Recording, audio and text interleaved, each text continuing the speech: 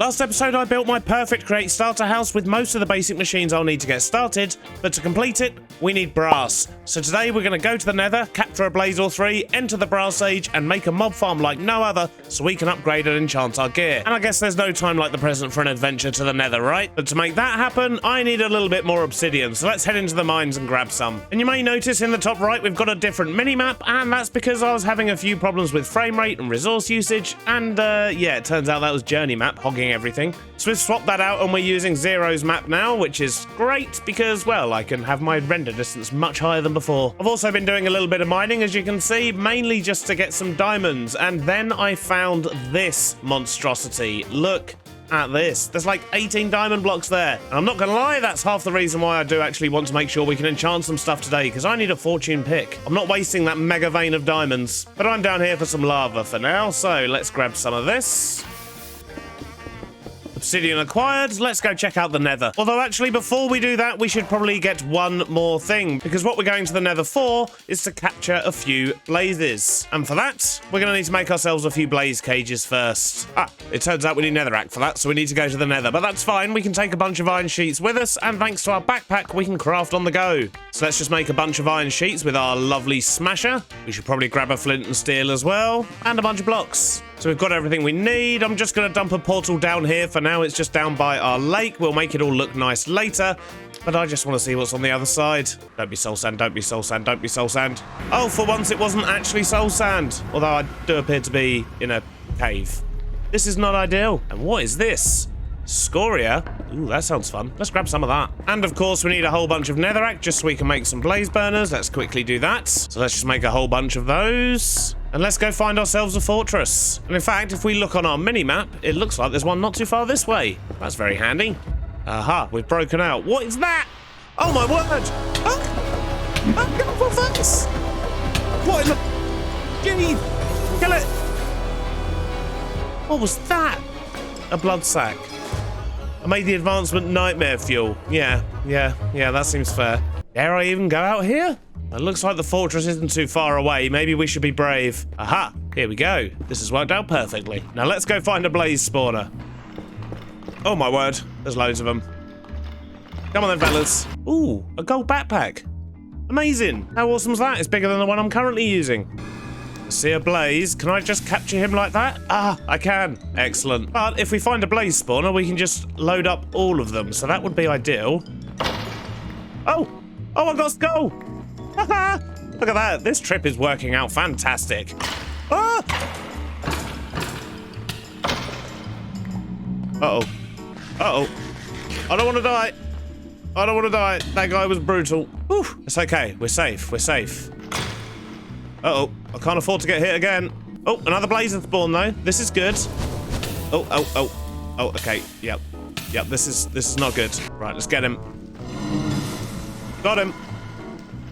Pretty sure I saw another wither skeleton there, though. Yeah, I definitely did. Let's put in a better barrier here, and then we don't have to run as far when we get scared. Like a big baby. Right, come on. Aha, a blaze spawner. Right, let's get in quick. Oh, no, don't do that. Don't do that. I just want to grab loads of those and run away. Run away. There we go. Easy peasy. No panic involved. Woo! Woo-hoo-hoo-hoo! You almost got me, fella. I should be more careful. Right, well, that's the scary part of today's adventure over. Oh, no. At least for now. And we should, hopefully, have what we need to be able to make brass, which I very much need. So I'm very much looking forward to this. Question is, where do we put it? I didn't really factor this into my perfect starter house. It's not so perfect after all. Well, I suppose we can keep the setup fairly manual for now, and we can probably just squeeze it in here. So if we put a blaze burner in the floor down there, we're going to need to make sure we can access it as well. So let's just move that down a block. Maybe with a funky sloped block in there as well. This should be fairly simple. I think if we just stick a cog there, make ourselves another mixer and another basin, and in theory that should be all we need. And to make brass we need copper and zinc ingots, so let's just quickly cook up a little bit of copper. So let's put lava in there and the copper on there. We'll chuck the zinc in the bowl nice and ready. Now the copper's done, we'll throw that in the pot as well, and then if we just give this some heat, in theory we should end up with brass. Yep, look at that at the top there. It's converting everything into brass. We should actually get 2 stacks from that. Marvellous. Now we've got a bunch of brass, I can finally make my poker. So what we need is a brass hand to begin with, so I need some brass sheets. But we also need an electron tube, and for that we need polished rose quartz, and we can make rose quartz, I believe, yeah, just with a bit of redstone and some quartz. So that should be easy enough. We're also going to need a piece of sandpaper. So let's get that in and we'll just make a bunch of these. And if we hold the sandpaper in our offhand and the rose quartz in our main hand and just hold right click, we will then get polished rose quartz. Look at that. Simple. So now we can make our electron tubes and get ourselves a deployer. And this thing's awesome because what we can do, for example, is if we were to give him a piece of sandpaper, he'll make all the polished stuff for us. He's a good poker. And I feel like we're making some great progress already. That's the first thing ticked off the list. Brass acquired. And now our starter house is also just a little bit more perfect. So the next thing I want to do is make use of this, our wonderful enchanting setup. But to do that, I'm going to need some levels. And to get levels, we're going to make ourselves a lovely mob farm. But as we've got the create mod, we're going to do things a little bit differently. Thing is, in order for us to do that, we need to go on another adventure. Because create mod has, well, a very high dependency on belts and conveyor belts and things like that. But for those, you need kelp. And currently I don't have any kelp whatsoever because I haven't found an ocean yet. So I guess the first step is probably going to be to grab our compass and see if there's actually an ocean of any type nearby. Well, there's a cold ocean 6,300 blocks away. That's quite far.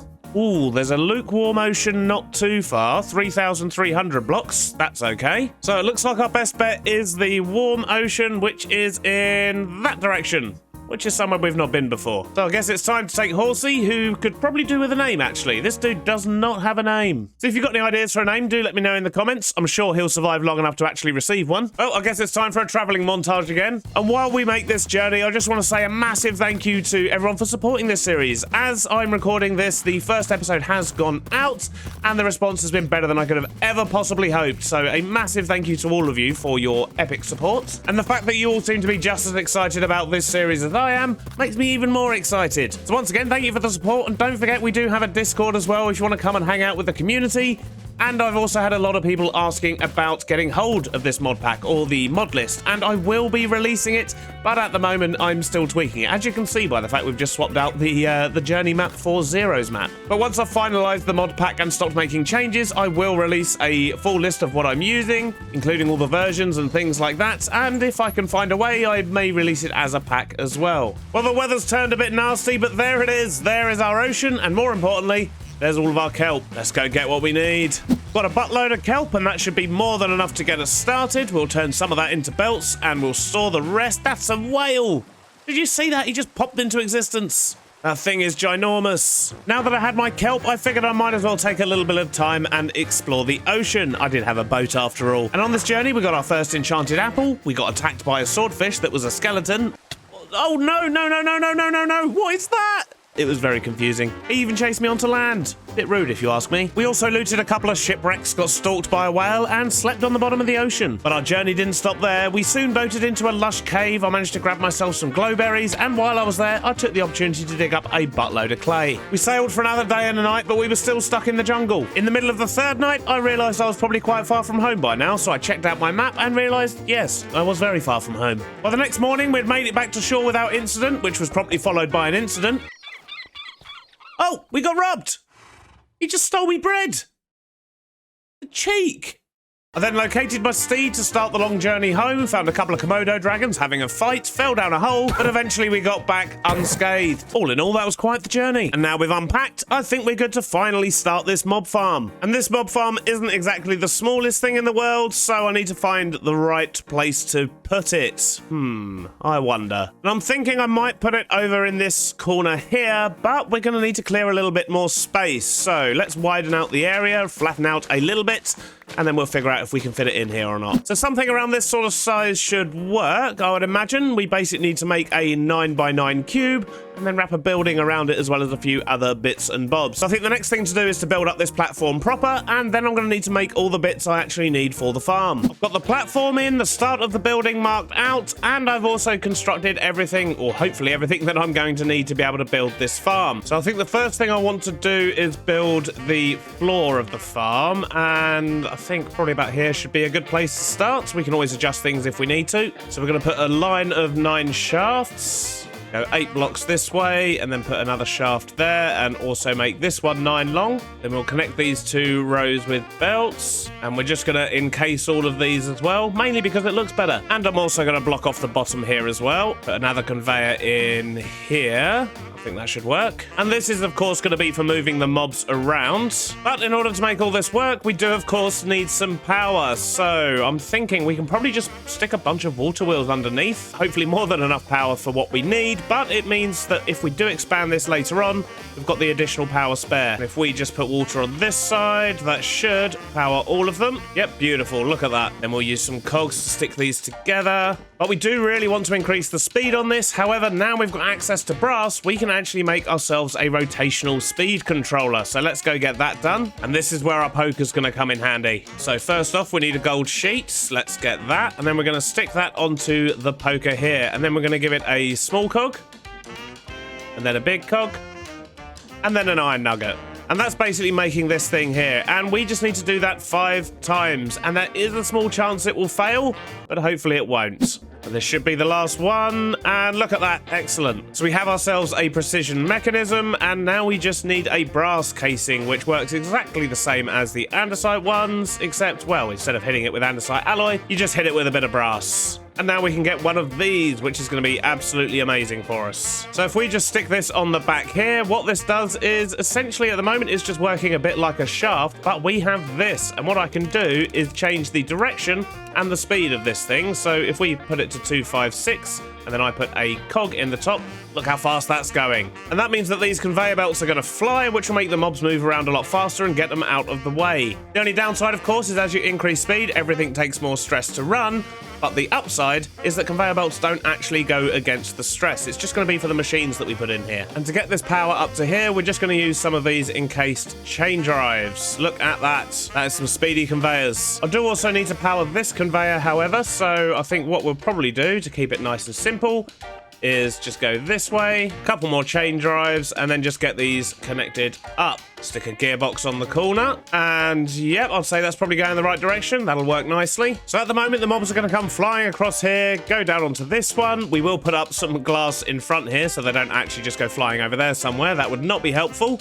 And then what I want to do is actually push them up a tube. And I could use a water tube, but where's the fun in that when we've got the create mod? But for this, I'm going to need an encased fan, so we need more iron sheets, so we can make a propeller, and then get ourselves a fan. So we'll have a vertical gearbox on the bottom, stick a fan on top. In fact, let's not crouch while I do that, and then I should be able to place it the right way. There we go. And then we just need to transfer this power over to here. And I think the fan's blowing the wrong way, which means we need to put another gearbox in there.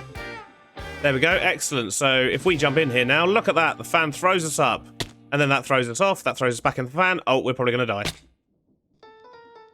Well, I could have thought that through a little bit better, couldn't I? We're just going to have to work around my body for a while.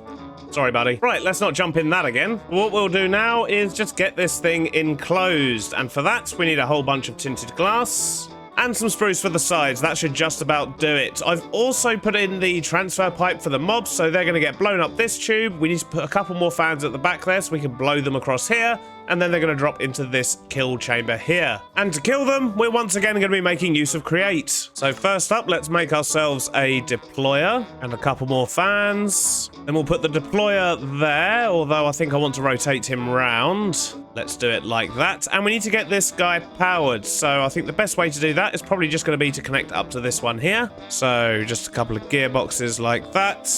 Vertical one there. And just a shaft should do this nicely. Yep, look at that. It's doing its thing. But if we right-click on the deployer, you can see we can put it into attack mode, so it has use and attack.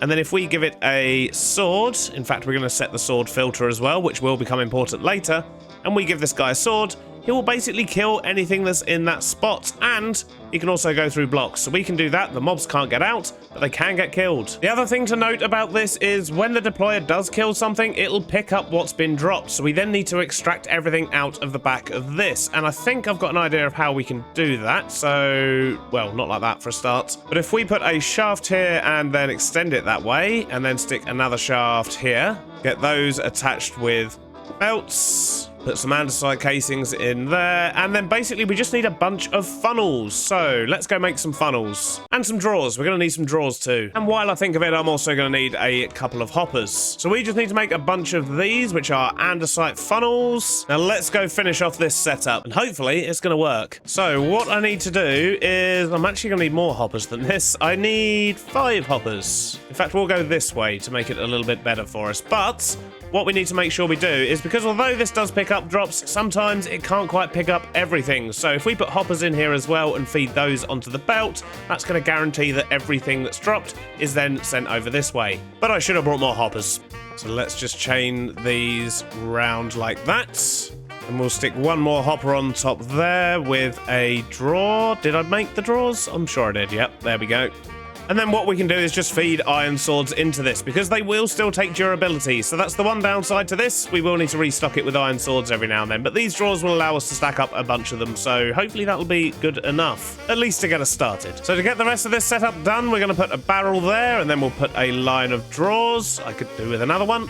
And then we're going to crouch click these funnels onto the back of them. And what they'll do is they'll pick stuff up off of the belt for us. We'll place one here that we're not crouching for, and we'll crouch click one onto there. And all that's going to do is actually transfer the items from this line onto this line. So they're just going to go via the barrel. We'll also stick one on the back of there. And as you can see from the arrows, this is going to eject things from there. This is going to take things in. That's going to eject things. And all of them are going to take things in. So that should be the setup we need. So let's go get these fans in. And then I guess once we've got a roof on, it's pretty much ready to run. We're just going to have to make it look nice. Should probably stick a few torches on this for safety as well. And while I think of it, the last thing I need to do is actually block off the bottom here, because light will travel through these conveyor belts, and we definitely don't want that. All right, I think we're good.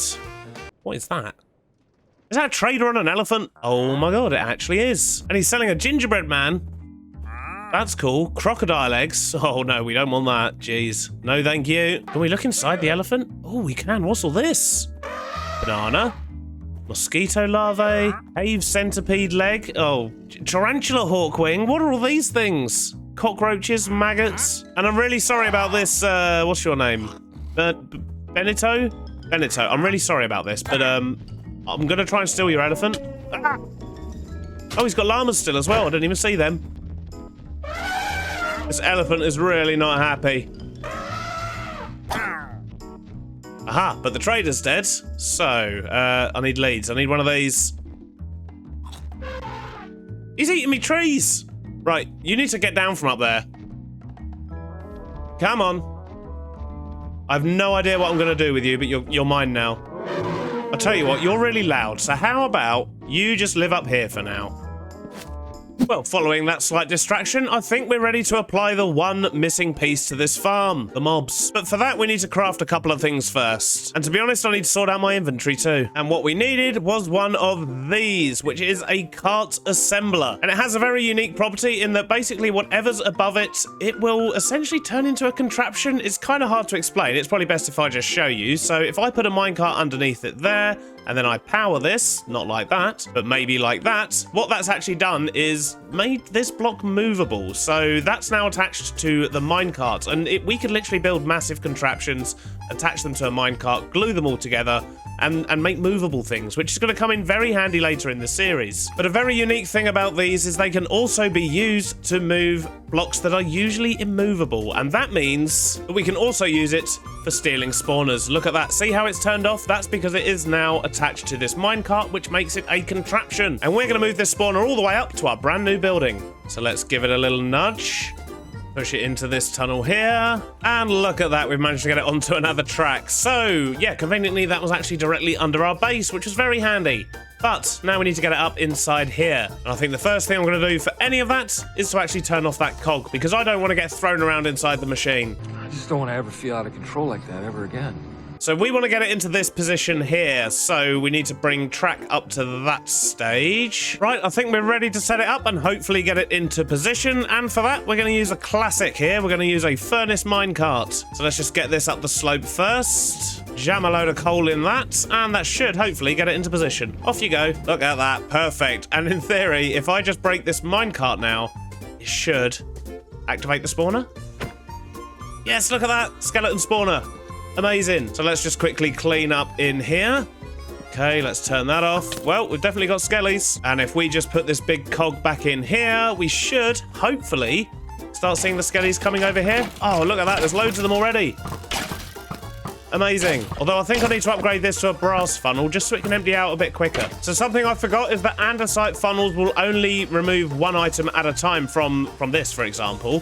So we need to get rid of that and put in a brass funnel, and that means it will still do one item type, but it will actually do a whole stack at a time. And that means this thing is going to empty a lot quicker, because if this has anything other than the sword in its inventory, it actually stops firing, and we want that to be going as much as possible. And the drops we're getting are, of course, bones and arrows, but most importantly at the moment, we're getting these nuggets of experience. And you may be wondering why we have all these extra ones here as well, and that's because there's nothing stopping us putting more spawners in there, and therefore getting more different types of mobs, more mob drops, and so on. But I think for now, I'm just going to remove these 3 funnels so they don't pick anything up, and, well, we don't really want the bows and armor and things that the skellies are going to be dropping, so I think I might just stick a bucket of lava down here. There we go, and that'll burn any of the excess drops. Good stuff. So I guess the only thing left to do now is, well, apart from waiting for lots of experience to build up so we can actually enchant ourselves, is to actually make this look nice, because this is an absolute monstrosity. And the rain's really not helping either, is it? Let's be honest.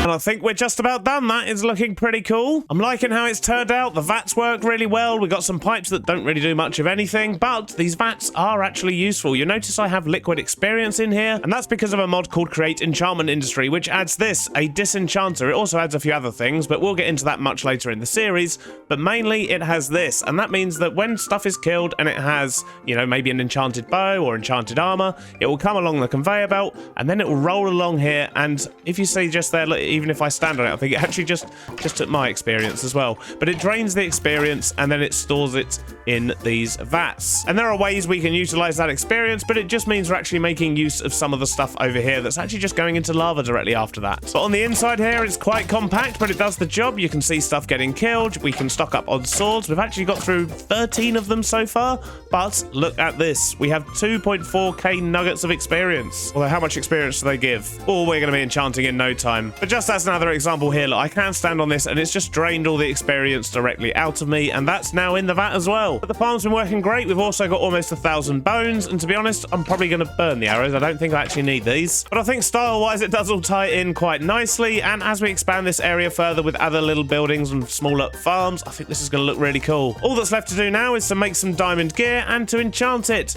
But you've all seen that before. You don't need to see me do that. So we'll start the next episode all shiny, hopefully. I hope you've enjoyed it, and I'll see you on the next one. Bye-bye now.